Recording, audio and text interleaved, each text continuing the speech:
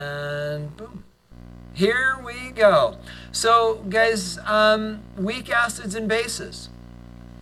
So, everything that we're going to do today, which I think you're going to like because you guys are kind of math nerds like me.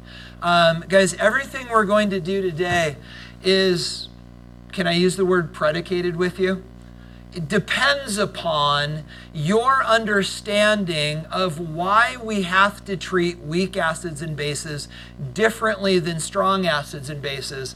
And this all comes back to how we ended last time. There's not a slide for this in the notes, but if you'd like to use this in your notes as a starting point, draw yourself a beaker.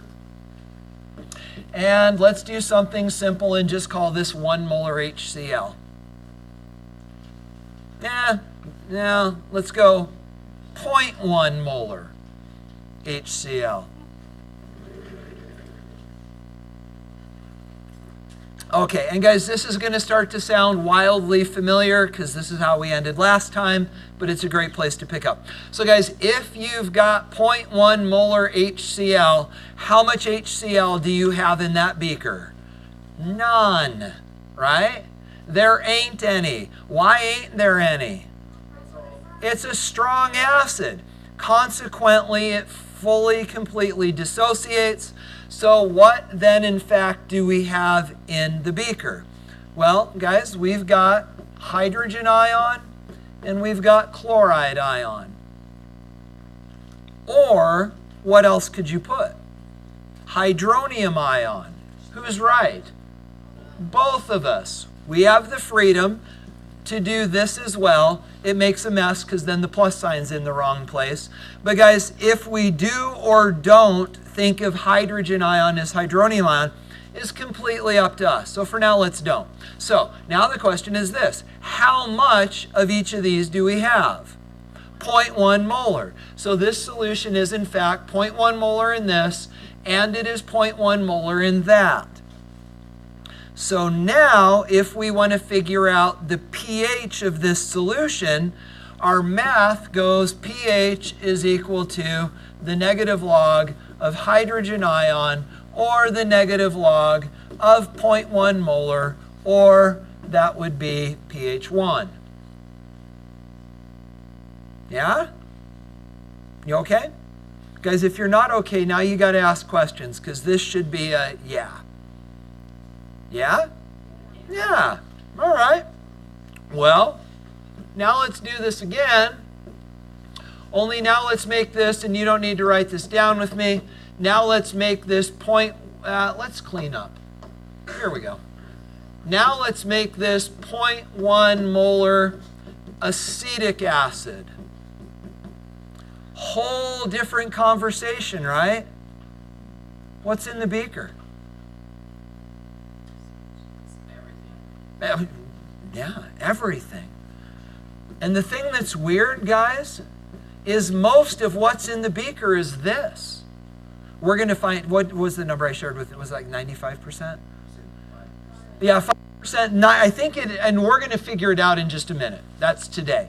But guys, most of what's in that beaker is unprotonated this. Then we've got some of this, acetate, and some of this hydroxide. But guys, if memory serves, and we'll come up with a number today, I think it's like 5% these and 95% that. So, consequently, can we find the pH of this solution? Can we calculate the pH of this solution based solely upon its molarity? Heavens no. Because guys, we definitely understand that we don't have 0.1 molar that.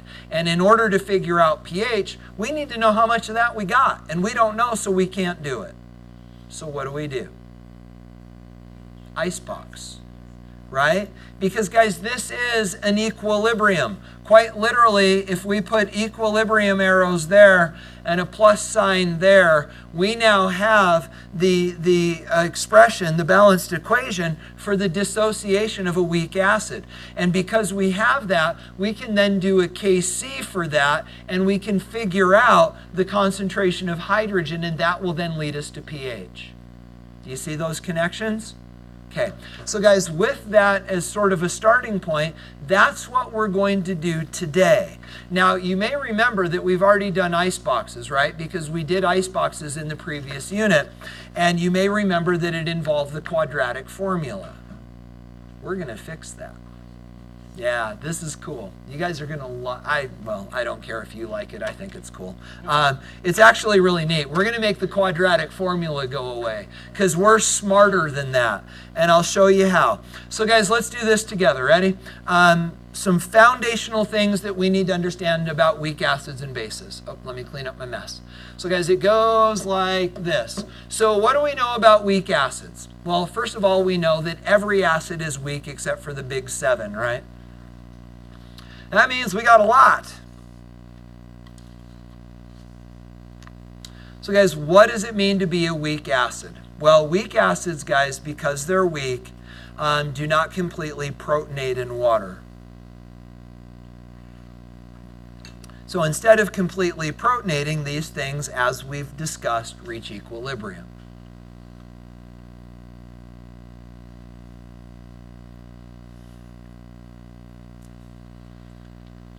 Probably all stuff you knew, but you write it down anyway.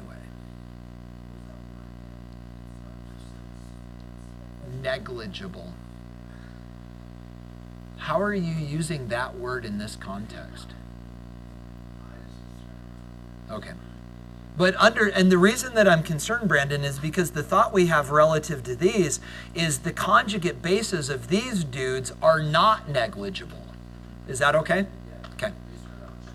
Yeah, right. Yep. So these are the not negligible conjugate bases. So guys, please don't write this down, but write what this is leading you to write down. So guys, I'd like you to consider, don't write this down, I'd like you to consider, please, the hypothetical weak acid HA. In the same way that question 2 from the homework was HX and HY, I'd like you to consider the weak acid HA, and please write the equation that represents the protonation of this acid. Don't include water. Again, you're not writing down the words, you're writing down what the words are leading you to.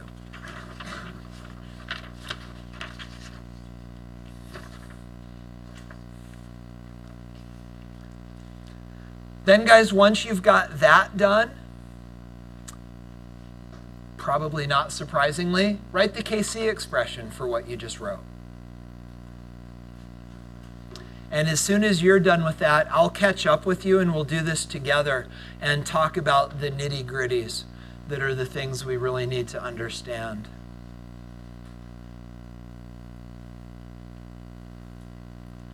You okay? I'm going to make this, well, I'm okay to write here, right? That's fair space. Okay. So guys, we've got this.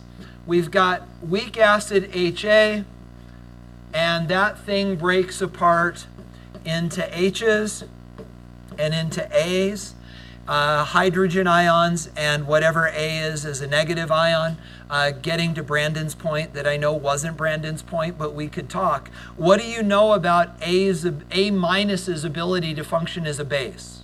Can it do that? Yeah, that's why it's weak, right? It drives this in the opposite direction. It is not negligible as a base. So then, guys, we can write the Kc expression, and we've got products divided by reactants. Now, guys, the question is this, and I think some of you may be gun shy. Do all three of those particles, belong in the Kc expression? Are any of them solids or gases and therefore don't belong? You do know. They all belong there. So guys, let's contextualize this. Let's say that our HA is acetic acid, CH3COOH. So guys, acetic acid is a solid. It actually looks like chunky table salt. I can show it to you in lab. So all of the weak acids in their molecular form are actually crystalline. They're not salts because they contain covalent bonds, but they are crystalline. But do they dissolve in water? Oh yeah. Guys, all of these things are polar and they dissolve in water. But remember, dissolve doesn't mean dissociate. Remember, can I go back to that picture? So the idea here, guys, is dissolve does not mean dissociate. So this stuff definitely dissolves in water, but it doesn't mean it breaks apart when it's in water. So this is all dissolved. So when we talk about that generically, this stuff is definitely dissolved in water. It has a molarity. It's not a solid sitting on the bottom. So all of these things are dissolved in water, therefore they all have molarities, therefore they all belong in the expression. Does that make sense? Find it on your AP equation sheet. You see it? Oh no, it doesn't say KC. What does it say? Ka. So guys, this is what is, oh, and I love this, right? Because you don't even have to erase. I know. So guys, Ka is Kc for a weak acid. So we now have another tool in our arsenal. We now understand that we've got these things called Ka values, and you'll notice it's exactly what we wrote. H plus times A minus all over unprotonated HA. So what would the term for this is the acid dissociation constant. Well, actually, be careful. Ka is the acid dissociation constant. This entire thing is the acid dissociation expression.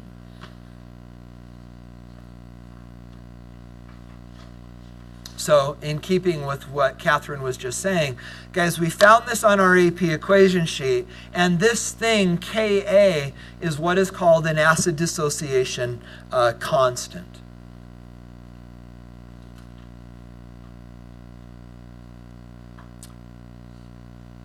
So guys, remind yourself what, and I'll write it down again.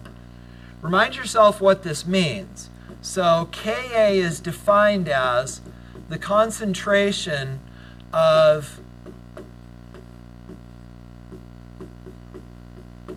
protonated stuff divided by unprotonated stuff.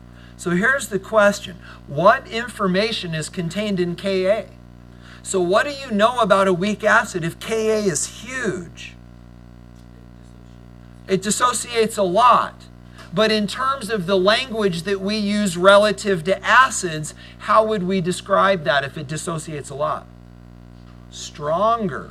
Not strong, but stronger. Does that make sense? Okay, be careful with that. So the thought then is this. The larger the value of Ka, the stronger the weak acid.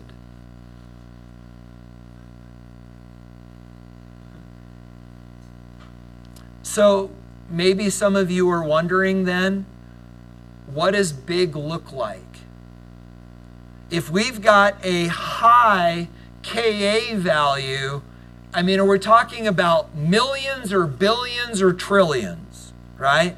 What does it look like to be big? Well, guys, the answer is actually, oh heavens. The answer is actually anything bigger than 1,000th or 10 to the negative third. So if you have a Ka greater than, at or greater than 10 to the negative third, that is a freakishly strong weak acid. So guys, just frame of reference, 10 to the negative third is sort of that cutting off point between, and understand they're still weak, but we think of them as being stronger weak acids if their Ka values are greater than 10 to the negative third, which is the same as 1,000th. You okay? You ready to do some ice boxing? Okay. So guys, the thought then becomes this.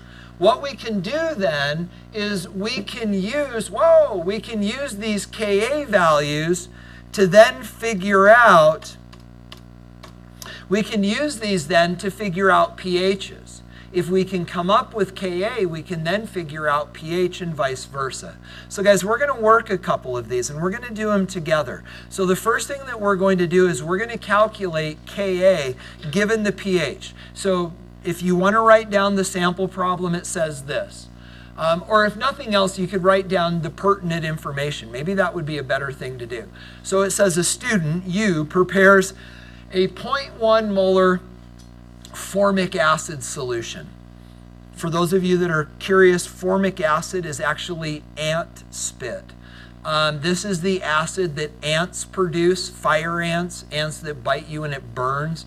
Ants do not sting. They actually, they bite you, they hurt you by biting you and then sort of like injecting. They don't have fangs, but you end up with formic acid in you, which is a relatively strong, as you're going to find out in a minute, a relatively strong weak acid. So ants are actually little crunchy bags of formic acid. But we also have it in lab. So formic acid, so if we've got a 0.1 molar solution of formic acid and its pH is 2.38, what is the Ka? Then guys, as a follow-up question, we're going to answer this next question that we haven't talked about, which is to what extent, what percent of the acid is protonated? Again, with acetic acid, I said I think it's about 5%. I'm guessing. But we're going to figure that out for formic acid. You guys ready to go? Okay, so the first thing that you need to do is this. Write a balanced equation for the dissociation of the acid. And guys, I'd like to do this with you because I'm going to show you some tricks that are going to set you up for success down the road. Please do this like me. You'll thank me later.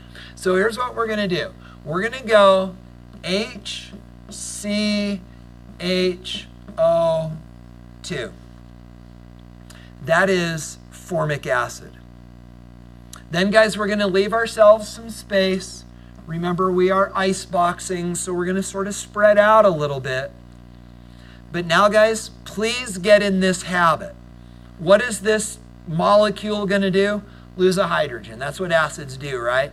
Trick number one is this. Write the conjugate base as the first product. Don't do this. You understand you could just do this, right? And you could write don't.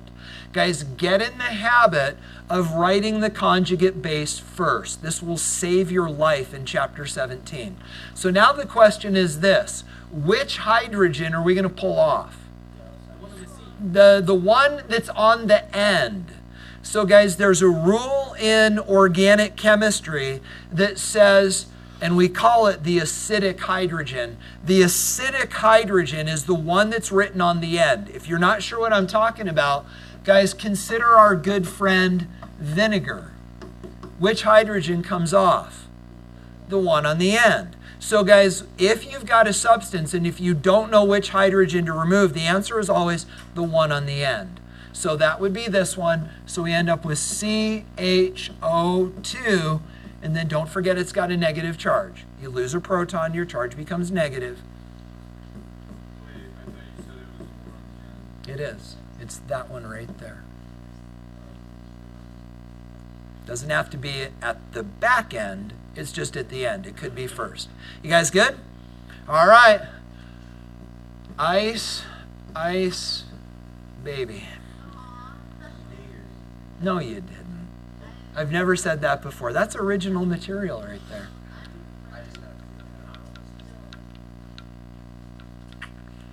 The beginning of the end of popular music. Vanilla Ice. Under Pressure by Queen. Horribly. Yeah. He should have been in jail. Why are we talking about this? Okay, so guys, ready? Let's fill this in. Look at the information that we've got, and let's do what we can do to fill in as much of this icebox as we can. So guys, looking at the balanced equation, we're only given one bit of information. Oh, definitely not playing games. So guys, looking at this, we're only given one bit of information, and that is the molarity of the acid. Where does that go? We know it's 0.1 molar. It's this guy. Okay? So, and I'm going to switch colors just because that feels better to me. This is 0.1 molar. Now, guys, going back to what we learned in chapter 15, what in the initial line, what else can we assume to be the case? Zeros. None of this, if nothing is broken down. So up until now, we would say that this is all the information that we've been given. But some of you may be seeing that it's actually not. We're given another cell in this box. Which one? It's pH somehow, right? But guys, here's what it's saying. We mix the solution and then we bury a pH meter in it and it tells us the pH of the solution. Well, guys, initially there's no hydrogen ion. There is no pH. So why is there a pH? Because it dissociates. It goes to equilibrium. So what does the pH tell us? The hydrogen ion concentration at equilibrium. Does that make sense? But we can't put 2.38 there, right? So guys, we need to do, these are what are called back of napkin calculations. We've got to go pH is equal to the negative log of hydrogen ion, or 2.38 is equal to the negative log of X, or X is equal to, I'll bet you'll beat me to it, 0.00. Let's do that. Okay, 0.0042. So going over here, bringing this down, trying to keep my columns lined up, 0.0042 molar. You see it? Can you guys sign off on Isabel's result? Are we okay? Okay. So guys, do you now see how the dominoes fall? Are you guys struggling to come up with it? You go inverse log of negative 2.38. Yeah, you okay? But dividing by log is the inverse log. You okay? Are we all? Okay. So guys, now we got to make sure you're okay, because some of you are so funkified with your calculators that you're about to miss the actual important stuff. Can you either say that you know how to get 0.0042, or can you say that you're smart enough to not care right now, understanding that calculator issues can be easily fixed, but if you get so fixated on that that you miss this, you'll never make it up? Okay, so guys, look at how the dominoes fall. Do you see it? What happens? What box can we fill in now? Yeah, plus 0.0042. But now what can we do? Move to the left. If that went up by 0.0042, so did this. Now what can we do? Go down. So this is 0.0042. Now what can we do? Go to the left. This is minus 0.0042. Now what can we do? Go down. So 0.1 minus 0.0042, 0.0958. Oh my gosh. Now we have everything that we need to plug into Ka. But guys, notice you do not need to write down Ka is equal to hydrogen times hydrogen times conjugate times A minus divide. You just set this up. But you do have to do this. CHO2 minus H plus HCHO2, like that. If you don't do that, you're not okay. Now guys, continuing on, we've got 0.0042 squared divided by 0.0958.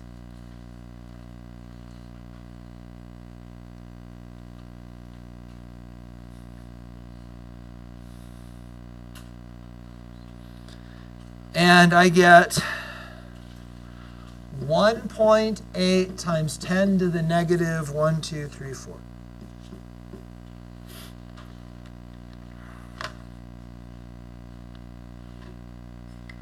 How we doing, team?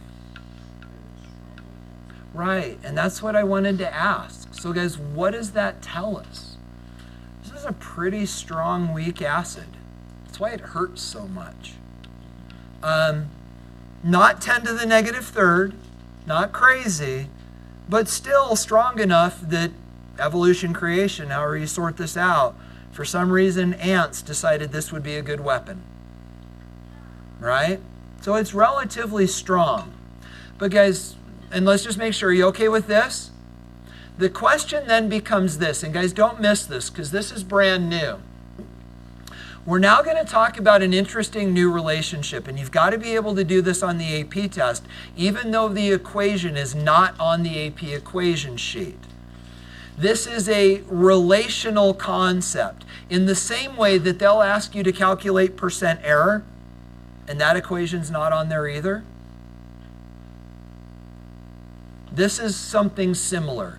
It is a logical relationship that they will expect you to be able to express independent of the equation being there. And guys, the expression that you need to be able to relate is this.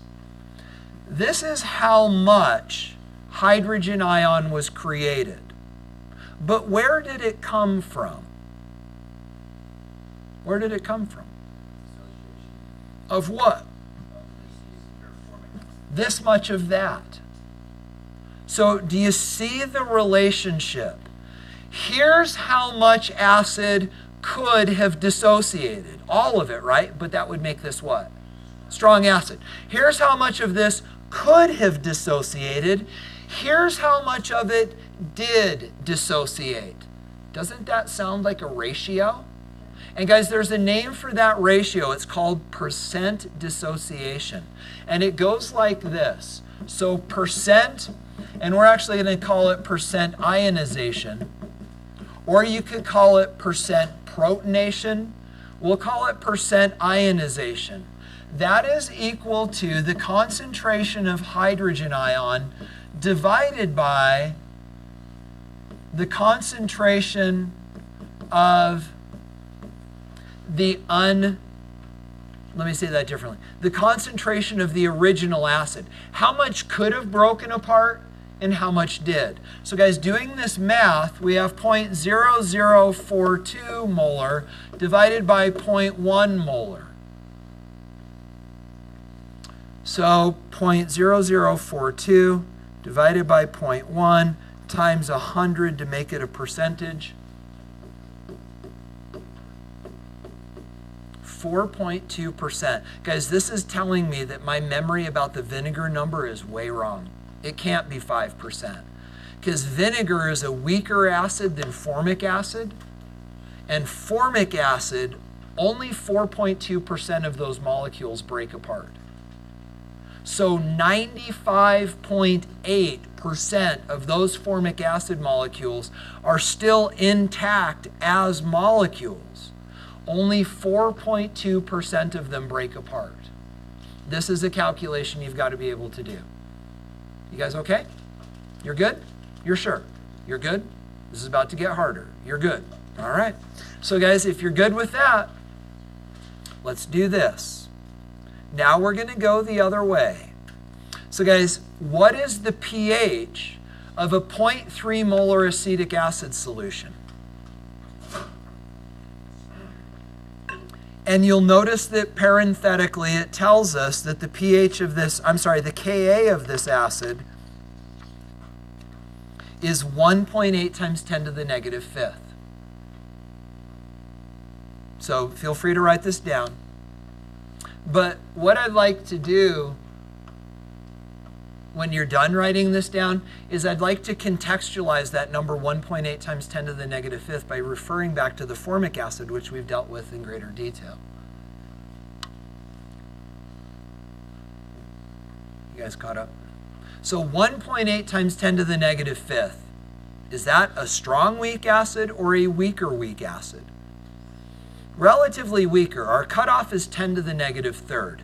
So what was formic acid? On the order of what?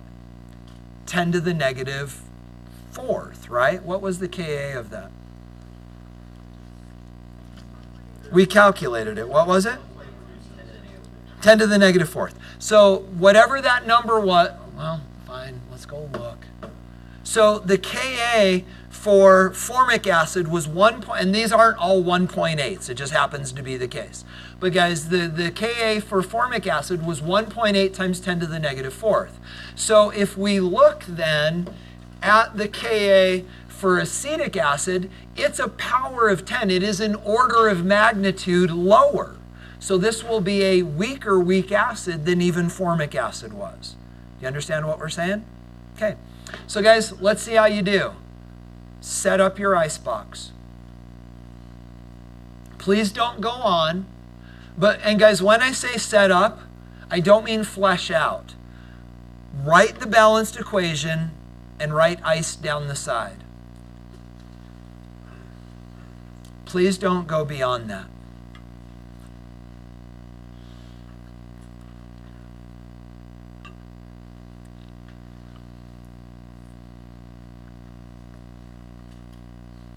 Here we go. So guys, it goes like this. CH3, COOH.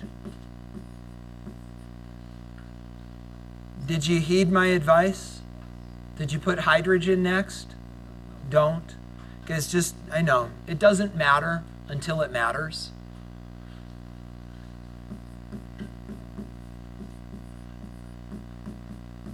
So we've got this. And then we've got this. You guys are going to like this. This is cool. So, what do we got?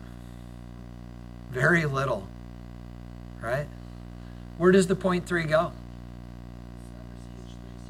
Is it initial, change, or equilibrium? Initial. We've got this. What else can we infer? Zeros.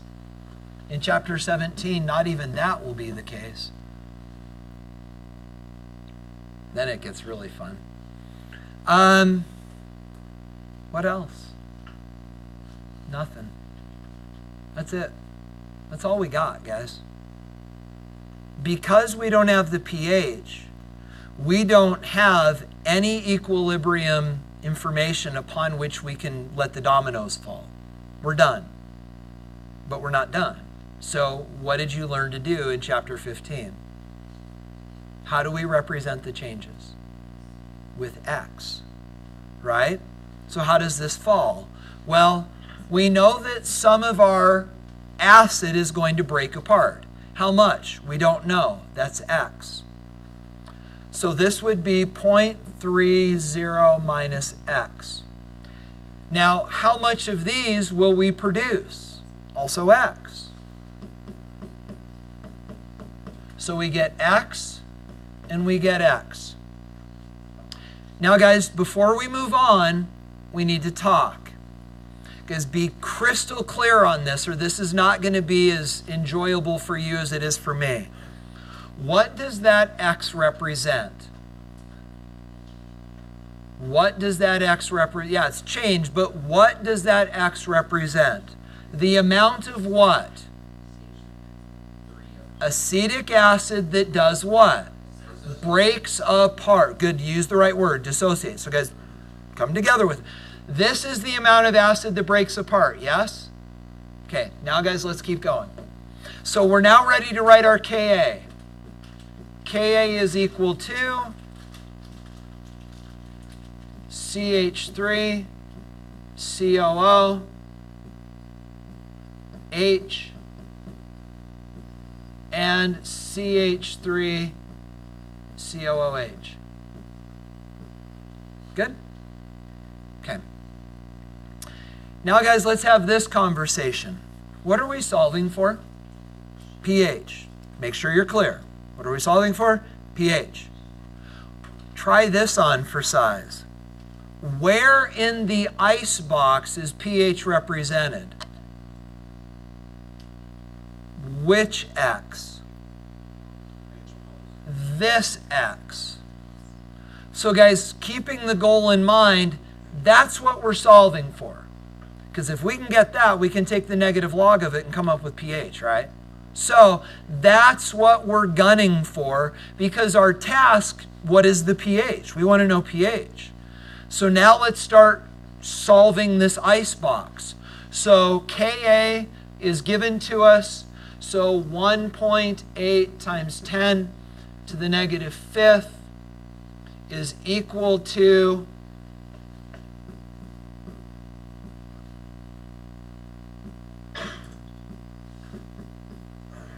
You okay with that? Is that okay? You good? Okay.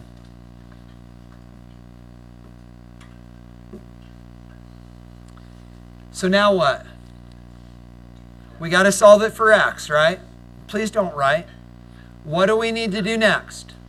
Solve this for x. How do we do it?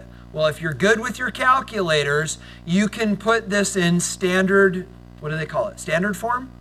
So you need an x squared and then an x and then a number is equal to 0. Plug that in, quadratic formula, right? You know what I'm saying? Well, guys, and are y'all settled on that idea that the way to solve this is the quadratic? I'm not doing questions. Do you understand that the way to solve that is the quadratic formula? But guess what? We don't have to. The reason that we don't have to hinges on some beautiful logic. Jordan, head up. The reason that you don't have to hinges on some gorgeous logic that goes like this. Ready? This is cool. What does this represent? You told me you understood. What does that represent? No. It represents the amount of acid that breaks apart. Yes? Okay, now let's put it in context. How big is that number going to be? Well, let's go back here and let's look at an example. We are now looking at our formic acid calculation. And in our formic acid calculation, which is stronger than acetic acid, how much of this broke apart? 4%. Does that make sense? So guys, formic acid is an order of magnitude, Ka on the order of 10 to the negative fourth. Formic acid is an order of magnitude stronger than acetic acid, and only 4% of it broke apart, right? You good on that? So if acetic acid is 10 times weaker, how much acetic acid do you think is going to break apart? Like maybe 0.4%. Even less. And guys, here's the thing that gets really cool about this. So little of this acetic acid will break apart that this becomes a rounding error. And we can get rid of it. Make sure that makes sense. Because guys, what we're about to do is this, and do this with me. Write this down. This is, what does that mean? Approximately equal to x squared divided by 0.30.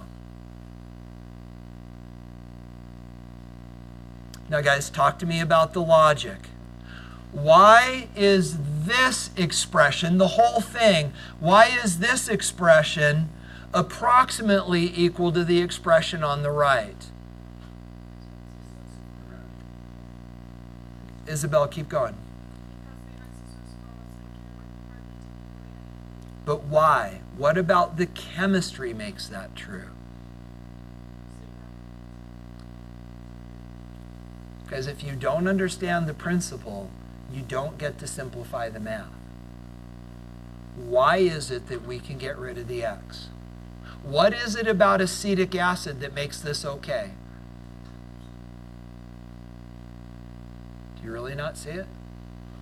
Try this. I think you understand it. You're just struggling with communicating it. Guys, why can we get rid of the x, the minus x? And the reason that we can get rid of the minus x is that acetic acid is so weak that the amount of it that will break apart is insignificant compared to the, oh, I shouldn't have touched, is insignificant compared to the initial concentration. Let me say that again. Why is it that we can say that this is true? And the reason is because acetic acid is so weak that the amount of it that will break apart, as represented by minus x, is insignificant compared to the original concentration. So if we actually did all of the math and found out how much of this actually did break apart, we would be subtracting such a small number that when we rounded it back to two significant digits, it would still be 0.30. You see that? So the logic goes like this. We can disregard the minus x, the amount of acid that dissociates. We can disregard this because the acid is so weak that the change is insignificant. Go ahead, Austin. So the only reason that you knew that was because you compared the K and this was the K of the other, right? Yeah, so? So I guess what I'm asking is like, will we always be given another K? Right, so, We can't always just assume that's it. right. But maybe the important question to ask is, when can we assume this is true? There's an answer to that, but I don't want to tell you next. Actually, that's not true. I already told you the answer. What is it? 10 to the negative third. We'll talk in a minute. But do you understand Austin's important question? If we're building this mathematical jiggy on the idea that we can get rid of minus x because it's insignificant compared to the original concentration, and if we're drawing that conclusion based upon the fact that Ka is so small, in this case compared to formic acid, that we can say, well, it's got to be even smaller and therefore insignificant, where's the line in the sand? And we'll talk about that in a minute. Let's finish this problem first. Because guys, look at how easy the math gets now. We're no longer solving this. We're now solving this. And all we've got to do is go 1.8 times 10 to the negative fifth, multiply that by 0.3, and then take the square root. And I get 2.32 times 10 to the negative 123 molar. But that, of course, is not the answer, right? That's this. That would be our x. So what do we do with that? Take the negative log of it to get the pH. And guys, you need to write down this calculation. You don't get to do this just in your calculator. All right, because let's do it right. pH is equal to the negative log of H plus is equal to the negative log of 2.32 times 10 to the negative third molar is equal to 2.63. Is that what you got? Is that, yeah? Yeah? So what is the pH of this solution? 2.63. Yeah? So on the last one before this that we did, there was also -4. I don't know why you're saying also, because there's nothing on the board that's 10 to the negative 4. Sorry, this one was smaller than 10, and the previous one was also smaller. Okay, yeah. Mm-hmm. We also, on the last one, Mm-hmm. If you had been doing similar calculations to this, and understand in that one it didn't matter because you were going in the other direction. The answer is maybe, and that's where we need to satisfy Austin's question and draw the line in the sand, right? So guys, do you understand the calculations? Okay, and in just a moment we're going to answer Austin's question: when can we disregard the minus x? But prior to that, I want to do one more calculation. Let's figure out percent ionization. So guys, moving down, percent, I'm just going to call it percent I, is equal to the concentration of hydrogen ion divided by the initial concentration of the acetic acid, which would be 2.32 times 10 to the negative third divided by 0.3 that times 100. So 2.32 times 10 to the negative third divided by 0.3. Wow, I wasn't even close. Did you guys get 0.77%? Is that what you got? Is that right? 2.32 times 10 to the negative third divided by 0.3 times 100. I've done it twice now. Have I done it wrong twice? You get 0.77. So guys, remember how, so way back here when we first started talking, was it here? Here. And I think I threw out the sloppy number that said 5% of this breaks apart and 95% doesn't. I wasn't even close. Guys, the number is actually 0.77%. So 99.23% of acetic acid isn't busted apart. I was wrong by one order of magnitude. I wasn't even in the ballpark. So guys, acetic acid, as it sits there in your vinegar that you put on your salad, is 99.23% unprotonated. That's pretty crazy. So guys, you okay with...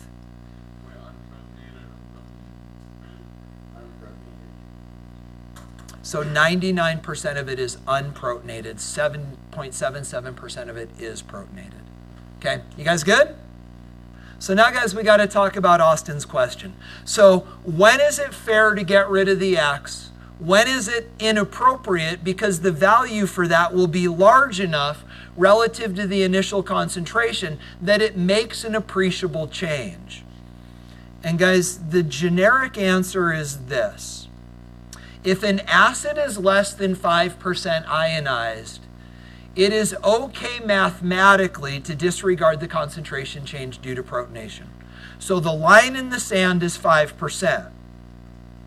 Right, but, right? What's the but? Yeah, you see how that becomes cyclic? You're like, wait, where's the cart in my horse? Because, guys, you understand the problem. To know the percent of ionization, you got to do the math. To do the math, you got to do the quadratic formula, and then you could go back and go, oh, wait, I didn't need to do the quadratic formula. Okay, so, guys, this correlates with a Ka value on the order of 10 to the negative fourth. So, how can I say that? Well, go back here, right? Here is our formic acid. This was 4% ionized and had a Ka on the order of 10 to the negative fourth. That would be the support for the argument. So guys, the argument actually goes like this. If your Ka is 10 to the negative third or greater, you're never okay. Does that make sense? So Ka greater than 10 to the negative third, always bad. Ka less than 10 to the negative fifth, always good. Ka on the order of 10 to the negative fourth, be careful. So now you're asking yourself, what does careful look like? I've never seen a question on the test where the weak acid had a Ka on the order of 10 to the negative fourth. It's either you can or you can't. You also won't see this in homework. So, but that's the answer to the question. You okay? You're good? All right. So guys, wrapping up the conversation, you may have noticed the title for the notes, and bases. And guys, we can play these same games with bases, but the game is played a little differently. Please don't write this down until I lead you to. So guys, there are these substances that are weak bases. We've already talked about examples like NH3. These things form OH. But guys, these only form OH by protonating water. The difference in the definition is that weak acids give away hydrogens because they have them. Weak bases form hydroxide because they turn water into hydroxide by removing a hydrogen. So what are we talking about? Well, guys, try this. We're now going to write a KB expression, and we can do this in a similar way. So, guys, let's do this actually for, let's do this. We're going to do this for the weak base. Do this with me. We're going to do this for the weak base B.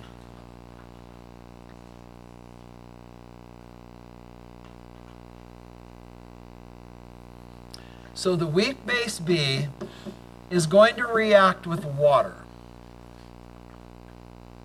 When it does, what does it form? So it's going to form hydroxide. Again, we're going to put conjugates first. So, yes. And let me do this. That's what I'm looking. It doesn't matter. But the AP equation sheet doesn't like this, so let's keep it consistent. But realize it's HB plus because the B took in the proton and its charge goes up. So now, guys, let's write. Don't do this. No, do this. Eventually, what you're going to be doing is you're going to be iceboxing these. This said, let's write the KB, which is KC just for a base. Let's write the KB. So products on top, HB plus, OH minus. Now in the denominator, B, what about the water? It's a liquid and doesn't belong there. So this, and if you'd like to reference your AP equation sheet just to find it, is what is called the base dissociation expression, KB. But now, guys, this brings up an interesting question. How do we deal with this relative to ice boxes? Because we understand that this ice box results in this KC expression, KB. So what do we do with the water? Well, do you need to include the water in the expression? Not in the expression, but you do have to include it in the balanced equation. Because what happens if we get rid of the water? We don't got any OH. So what do we do then with the concentration of water if it doesn't have an initial or an equilibrium concentration? And the answer is this. Put a squiggle. It does not have a concentration. So it doesn't show up in the KC, but it is necessary to get the equation to balance. Does that make sense? And we'll be solving these as well.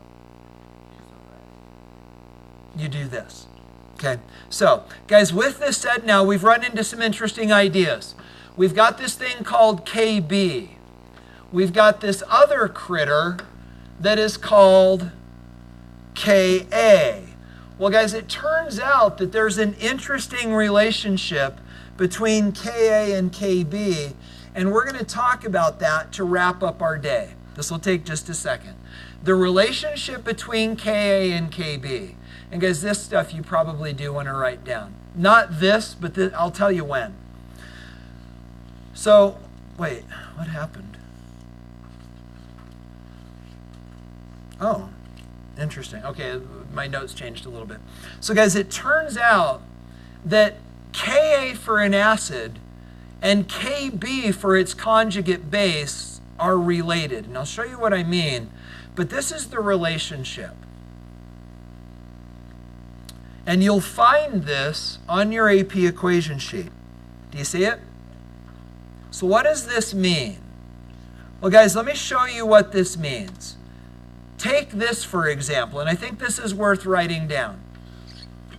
The dissociation of acetic acid.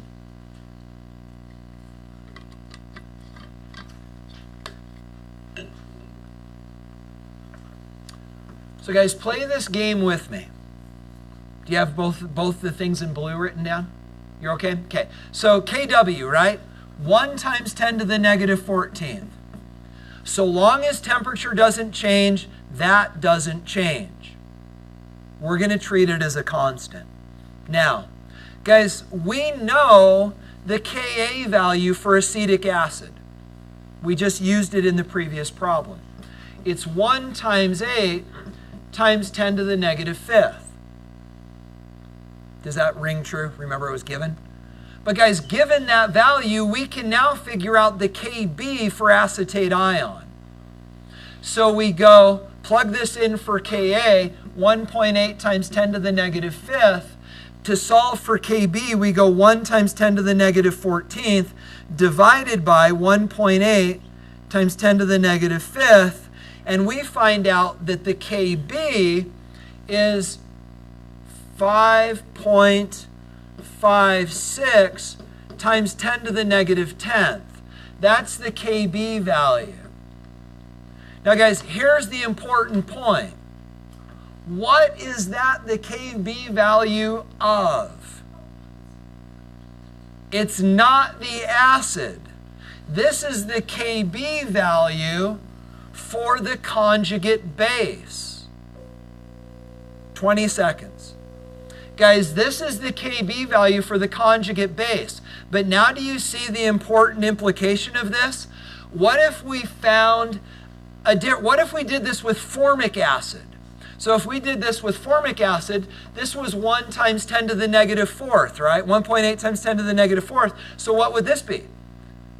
5.56 times 10 to the negative 9th.